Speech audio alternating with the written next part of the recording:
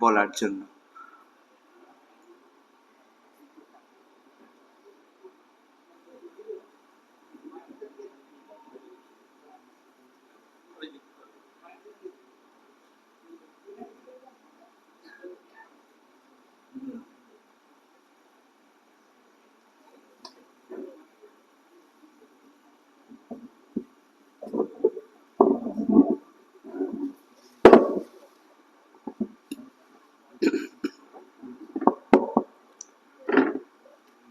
ओम स्थापकाय च धर्मस्य सर्वधर्मस्वरूपिणे अवतार वरिष्ठाय रामकृष्णाय ते नमः।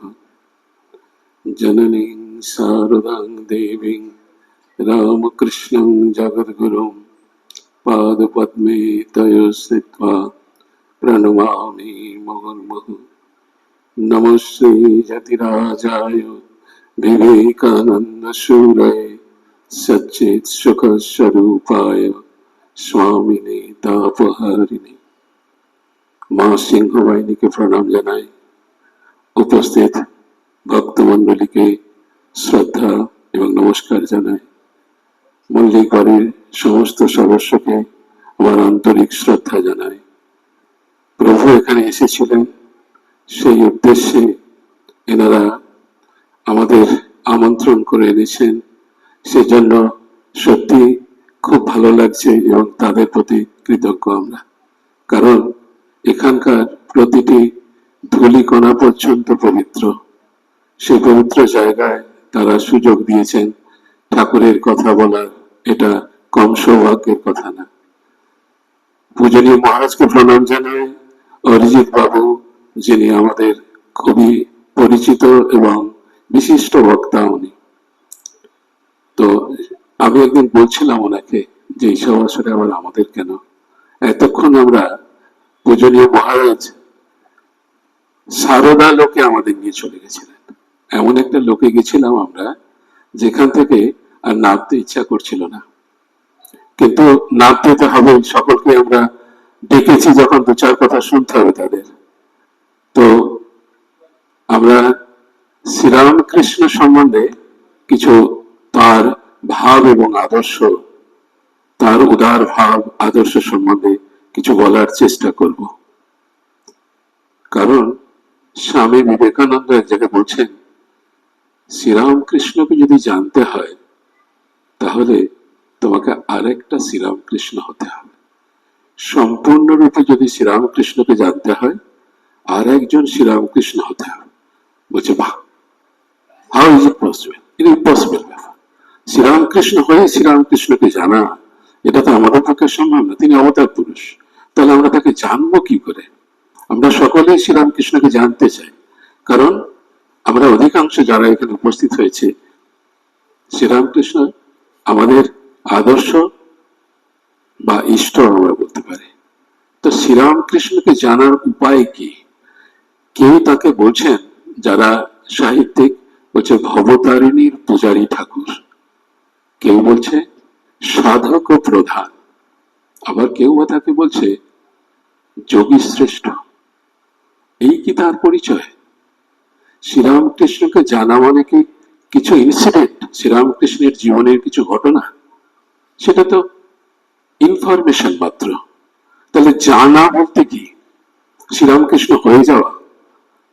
শ্রীরামকৃষ্ণের যে ভাব, শ্রীরামকৃষ্ণের যে ভাব, ভাবের যে সমুদ্র, সেই সমুদ্র জানতে হবে। বলছে তাতে অবগাহন করতে হবে। বলছে পৌঁছাবো কি করে? বলছে নিজের শুদ্ধতা দ্বারা।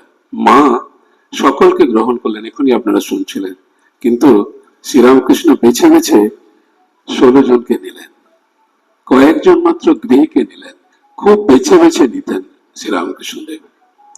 তার যে ভাব সমুদ্র, সেই ভাব সমুদ্রে আমরা তো পৌঁছাতেই পারবো না, তাহলে অবগাহন কি করে সম্ভব? বলছে যতটুকু পাত্র ততটুকু জল আমরা তুলতে পারবো। যদি আমি 5 লিটার গঙ্গা জল নেবো বলে যাই, আর যদি 200 ml বোতল হাতে থাকে, তাহলে সম্ভব না। যদি পূর্ণরূপে শ্রীরামকৃষ্ণকে বা তার আদর্শকে, তার ভাবকে গ্রহণ করতে হয়, পূর্ণ পবিত্রতা অবশ্যই দরকার।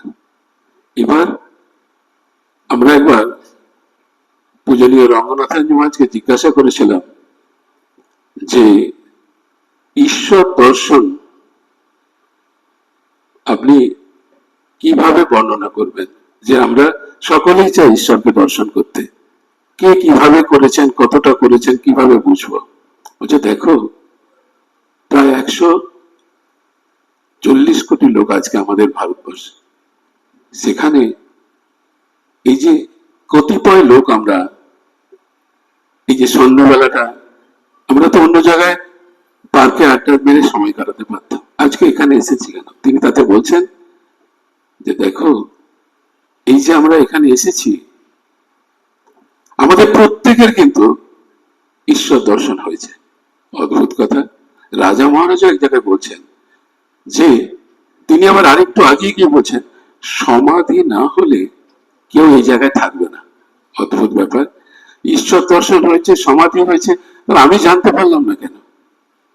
বলছে ওই জানতে পারতে হবে। যখন ঠাকুরের সন্তানরা দু একজন ঠাকুর জিজ্ঞেস করছেন যে কি রে, তখন বলছে প্রভু আমি বুঝতে পেরেছি বা আমার ঈশ্বর দর্শন হয়েছে, এটা তুমি বুঝিয়ে দাও। তার মানে পূজনীয় মহারাজ বলছেন দেখো, 1% থেকে শুরু হয়। যদি বলি ঈশ্বর দর্শন তোমার 1% হয়েছে, তাহলে কিন্তু সেটা দর্শন। আর কেউ যদি বলে স্বামীজির মতো 100% হয়েছে, সেটাও কিন্তু দর্শন। এই দুটোর মাঝে কি, যে দুটোর মাঝে হচ্ছে পবিত্রতা। শ্রীরামকৃষ্ণদেব যখন হৃদয় ভাগ্নে বারবার বিরক্ত করছেন, মামা তুমি সবাইকে দিচ্ছ, আমাকে কিছু দেবে না, বারবার বিরক্ত করাতে ঠাকুর তার বুকে হাত বুলিয়ে দিচ্ছে। তখন ভাগনা চিৎকার করে বলছে, মামা এই দেখো পঞ্চবটী সমস্ত জ্যোতির্ময়, জলের দিকে তাকিয়ে দেখো জ্যোতির্ময়, তুমি জ্যোতির্ময়, আমি জ্যোতির্ময়, আমরা দুজনে দেখো এই মৃত্তিকাতে আমাদের স্পর্শ নেই, আমরা জ্যোতির্ময় জগৎ থেকে এসেছি, চলো আমরা যেখান থেকে এসেছি সেখানে ফিরে যাই বলে এমন চিৎকার করছে। ঠাকুর তখন বলছে ওরে আমি 12 বছর ওইভাবে ছিলাম, কিন্তু তোর মতো চিৎকার করে লোক জড়ো করিনি। তুই, তার মানে কি, আধার তৈরি করতে হবে। শ্রীরামকৃষ্ণকে গ্রহণ করতে গেলে ওই আধার তৈরি করতে হবে। তিনি পারলেন না, মধুর বাবুকেও দিয়েছিলেন ঠাকুর, তিনিও কিন্তু পারলেন না। আজকে যদি আমার ঠাকুর ঘরে যখন আমি ধ্যান করব, গদায় পেছন থেকে এসে পিঠ চাপড়ে বলে কিরে ডাকছিলি কেন বল, আমরা কি বলবো? আমরা চিৎকার করব, কারণ ছবিতে দেখেছি তোমাকে, কিন্তু তুমি এসে পিঠ চাপড়ে জিজ্ঞেস করবে কি চাইছিস বল, এর জন্য আমি তৈরি না। শ্রীরামকৃষ্ণকে দেখার জন্য আমরা তৈরি না, শ্রীরামকৃষ্ণ থেকে কিছু পাওয়ার জন্য প্রার্থনা করতে পারি যে প্রভু তুমি আমার নাতিকে পাস করিয়ে দাও, ছেলেকে ভালো চাকরি করিয়ে দাও, ইত্যাদি ইত্যাদি। কিন্তু তাকে দর্শন করতে গেলে যে মানসিক অবস্থা দরকার, যে শুদ্ধতা দরকার, সেই অবস্থায় আমরা থাকি না। তাই জন্য আমাদের ওই ভাব সমুদ্র। তখন এক ভক্ত প্রশ্ন করছে, মশাই আপনি তো বলছেন, কিন্তু ভাব সমুদ্র যেখানে, বলছে অমৃত সাগরের এক বিন্দুতেই তো সবকিছু হয়ে যায়, অর্থাৎ মুক্তি হয়ে যায়। তাহলে ওই সাগরের চিন্তা ভাবনার দরকার নেই, সেটাও ঠিক কথা, এক বিন্দুতেই হয়ে যায়, ওটাও একটা আনন্দের ব্যাপার। তো যখন শ্রীরামকৃষ্ণদেব তার কাছে যারা আসতেন তাদেরকে মাঝে মাঝে তিনি বাজাতেন, একটা তো পরীক্ষা করে করে নিতেন, আবার মাঝে মাঝে বাজাতেন। কিরকম? সেদিন মাস্টারমশাইয়ের পালা পড়েছে, মাস্টারমশাই জিজ্ঞেস করছে, মাস্টারমশাইকে জিজ্ঞেস করছে আমাকে তোমার কেমন মনে হয়, আমার কতটা জ্ঞান হয়েছে? তো মাস্টারমশাই পড়েছেন বিপদে, ছেলে ঠেঙায় ঠিক আছে, কিন্তু মাস্টারমশাইয়ের গভীরতা মাপার জন্য তিনি বলছেন সেই বিদ্যা আমার নেই। তাহলে কি আছে তোমার? বলছে আমার কাছে অন্যভাবে আমি দেখেছি আমাদের ধর্মীয় জগতের ইতিহাসে এই রকম মানুষ বা এই রকম চরিত্র কেউ কখনো দেখেওনি, শোনেওনি। এটা তিনি ব্যাখ্যা করলেন। তখন পাশ থেকে একজন বলছেন, তার মানে শ্রীরামকৃষ্ণদেব প্রশংসা নেওয়ার জন্য কেমন প্রস্তুত দেখেছেন, আমাকে তোমার কেমন মনে হয়? আমরা এরকম করি, দেখবেন লেকচার দেওয়ার পরে কাউকে হয়তো যে কেমন বললাম রে, এরকম হয়। তার মানে এরকম মনে হয় আপাত দৃষ্টিতে যে তিনিও কি তাহলে আমাদেরই মতো? বলছে না, এইখানেই তফাৎ। বলছে ওই যে তোমাকে জিজ্ঞাসা করলো যে আমাকে তোমার কেমন মনে হয়, ওর মানেটা আছে এরকম যে তুমি এখন কোন লেভেলে আছো। কারণ আমাদের তোমার যে স্পিরিচুয়াল হাইট, এটা মাপার জন্য কোনো যন্ত্র নেই, কোনো মেজারমেন্ট এখনো যন্ত্র তৈরি করতে পারেনি কোনো সায়েন্টিস্ট। তার মানে প্রভু মেজারমেন্ট করছেন কিভাবে, তুমি আমাকে তোমার কেমন লাগে, আমার কতটা জ্ঞান হয়েছে, তোমাকে মেজারমেন্ট করবে তুমি কোন জায়গায় আছো। মানে শ্রীরামকৃষ্ণ সম্বন্ধে তোমার ওপিনিয়ন শুনে তিনি ঠিক করছেন, প্রভু ঠিক করছেন যে তোমার আধ্যাত্মিক উচ্চতা কতটা। এখানে পিঠ চাপড়ে দেওয়ার ব্যাপার না। আবার শ্রীরামকৃষ্ণদেব সম্বন্ধে একটু আগে উনি গিরিশ বাবুর কথা বলছিলেন। গিরিশ বাবু সবসময় অন্য জগতে থাকতেন। তিনি ঠাকুরকে কখনো কখনো খারাপ কথা, গালাগালি যেটা বলি আমরা, সেই সবও অনেক কিছু দিয়েছেন। তাই জন্য তার কাছে যখন তিনি যেতেন অনেকে মানাও করত, ঠাকুরের সন্তানরা অনেক মানাও করতেন যে কেন এখানে যাচ্ছ, বারবার ডিস্টার্ব করছে, বারবার তোমাকে গালাগালি দিচ্ছে, কটু কথা বলছে, অসম্মান করছে। অবতারের একটা বিশেষ বৈশিষ্ট্য আছে, তার যে আকর্ষণী শক্তি, তার যে আকর্ষণী শক্তি, সেই শক্তিতে সকলকে তিনি আকর্ষণ করেন। এবার যার যে ভাব, তিনি ভাব নষ্ট করেন না, কিন্তু প্রত্যেককে তার মতো করে তার ভাবে তিনি মেশেন। এটা ভাগবতে একটা জায়গায় আছে, গোষ্ঠে ফিরে আসছেন ভগবান শ্রীকৃষ্ণ, রাখাল বালকরা সাথে আছে। যখন ফিরে আসছে গোপীকুল, তাদের সন্তানরা সব গেছে শ্রীকৃষ্ণের সাথে, তারা অধীর আগ্রহে দাঁড়িয়ে আছে। তো যারা আমরা ভক্ত তারা মনে করতে পারি যে বোধহয় তাদের ছেলেদের রিসিভ করবে বলে তারা দাঁড়িয়ে আছে, কিন্তু ভাগবত এই কথা বলছে না।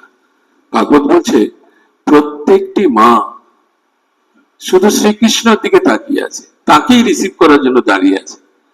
তাদের প্রত্যেকের ভাব কেমন, ভাগবতে বলছে কোন গোপী তাকে সন্তান রূপে দেখছে, কোন গোপী তাকে স্বামী রূপে দেখছে, কোন গোপী তাকে সখা রূপে, বন্ধু রূপে দেখছে। প্রত্যেকের ভাব আলাদা, কিন্তু ওই ঈশ্বর অবতার পুরুষ তিনি কিন্তু প্রত্যেকের ইচ্ছা পূরণ করছেন। অদ্ভুত ব্যাপার, তিনি কিন্তু প্রত্যেকের ইচ্ছা পূরণ করছেন।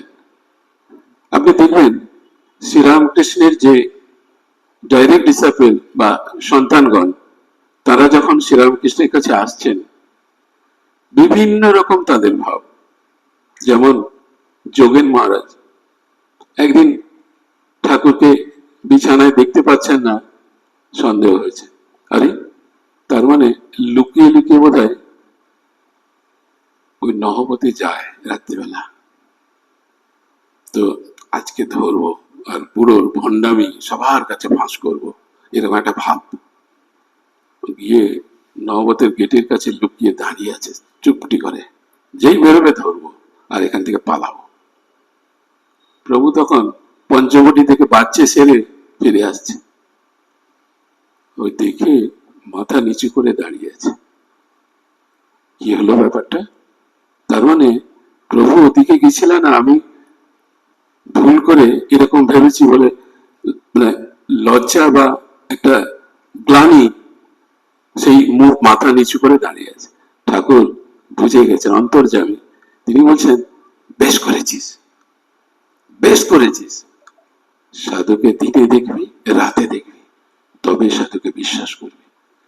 তিনি এইভাবে তাকে ওই ওই যোগানন্দজি যখন রামকৃষ্ণ মিশন প্রতিষ্ঠা করছেন, উনি কিন্তু খোঁজ ধরছেন, নরেন এগুলো তোমার কিন্তু বিদেশি ভাব, এগুলো তোমার বিদেশি ভাব, আমাদের উপরে চালানোর চেষ্টা করছো বা আমাদের ভারতবর্ষে চালানোর চেষ্টা করছো।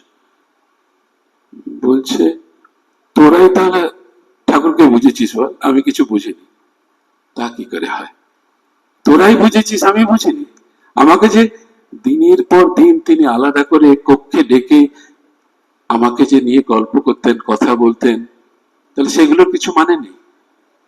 তখন একটু উষ্মা প্রকাশ করে তিনি উঠে যাচ্ছেন। পরে খোঁকা মহারাজ যখন ধরে নিয়ে আসছেন, তখন আবার ওই যোগানন্দ মহারাজ বলছেন, দেখ আমরা তো সামান্য, তুই যদি বুঝিয়ে না দিস, বলে না দিস, তাহলে আমরা কি করে বুঝবো বল?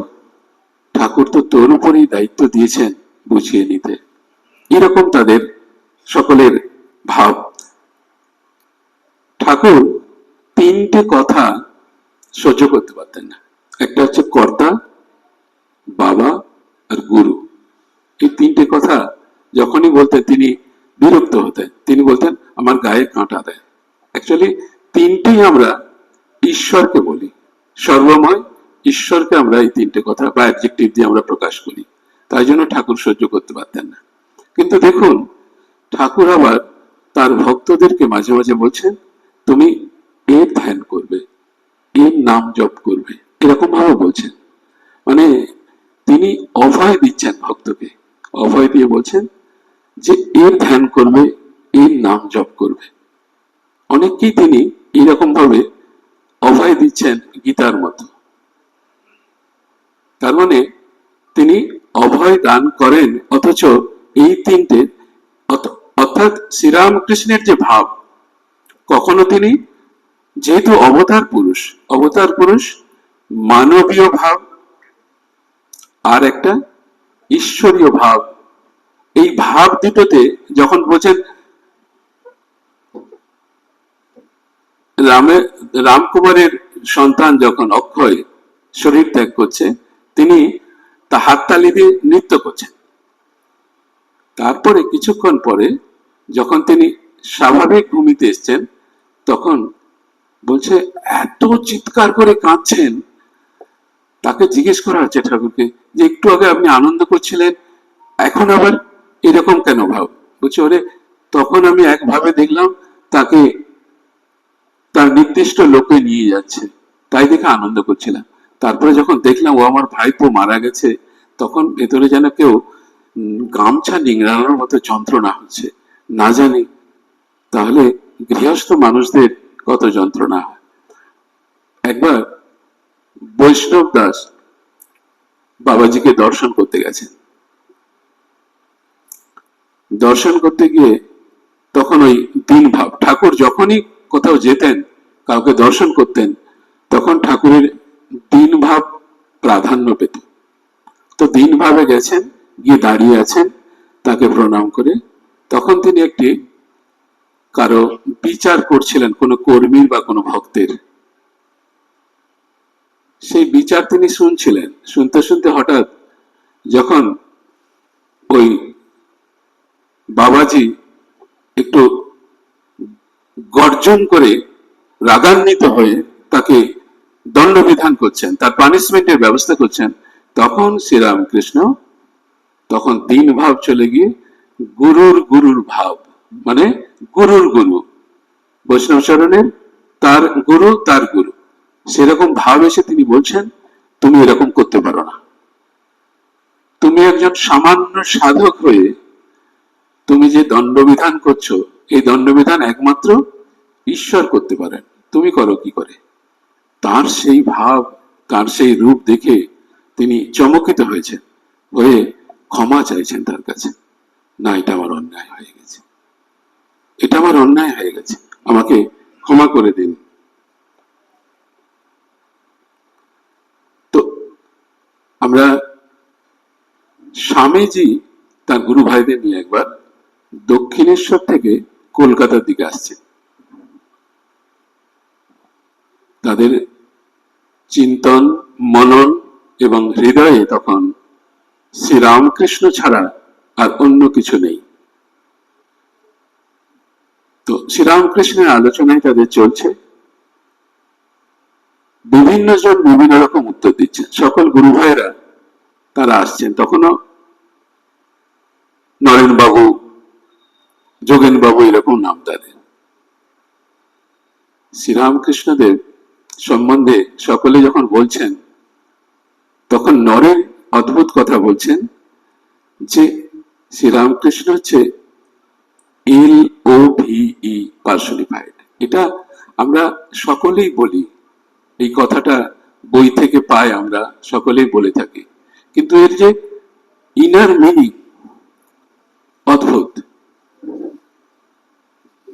আমরা পূজনীয় ভূতেশ্বরানন্দ মহারাজের কাছে এটা শুনেছিলাম, তো উনি আমাদের বোঝানোর জন্য বলছিলেন, দেখো আমরা কাদামাটি দিয়ে মূর্তি তৈরি করতে পারি, কিন্তু যদি এরকম কিছু থাকে, প্রেম বলে কোনো বস্তু থাকে, সেই প্রেম দিয়ে যদি কোনো মূর্তি তৈরি করি, সেটা হচ্ছে শ্রীরামকৃষ্ণ,